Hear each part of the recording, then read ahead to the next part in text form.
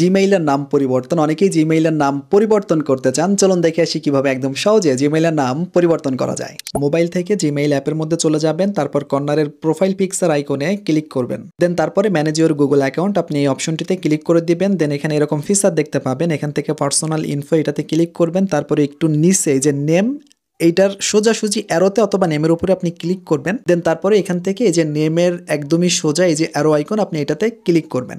দেন আপনি এখান থেকে নেম চেঞ্জ করতে পারবেন। সো এখানে দেখেন এই যে উপরে first name last name, so first নেমটা আপনাকে দিতে হবে। আপনি যদি লাস্ট নেম না দিতে চান তাও কোনো সমস্যা নেই। সো আমি ফার্স্ট নেমটা এখানে রায়হানুজ্জামান দিতে চাচ্ছি, আমি লাস্ট নেমটা রাখতে চাচ্ছি না।